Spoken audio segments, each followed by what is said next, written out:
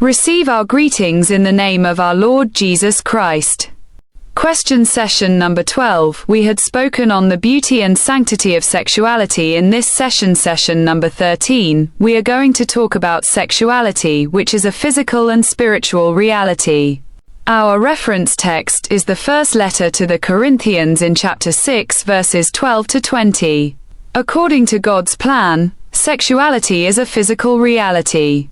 Biology and spiritual. Why is sexuality a physical reality? Because there is the union of two bodies, and when we talk about the union of the decor, it is about sexuality. Why sexuality is a biological reality? Because it is through sexuality that we can continue to give life, and therefore appropriate. Why sexuality is a spiritual reality? Because it reaches the depths of our being.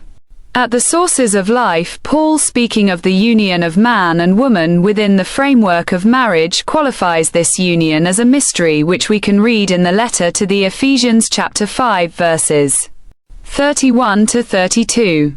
Paul says this to emphasize that the sexual act is not simply the union of two bodies, but also of two souls, of two beings in all their dimensions, including the dimension of the spirit. This mystery is also that of procreation linked to sexuality, by which the couple is associated with the creators, that is to say with God. Because sexuality is the bearer of life. What is verified when she tell the moment when she gave birth to her first child? I gave life to a child with the help of God. What we can read in Youth chapter 4 verse 1. This child is Cain. From the physical union of Adam and Eve, so let's put in parentheses the rest of Cain's story. God is therefore associated with all human procreation. And it is a fact that is beyond human understanding that should be described as a mystery. The evidence is that there is a spiritual reality in sexuality, because it is the bearer of life, and God has a plan for every girl. God is therefore in the present and participates in our creation.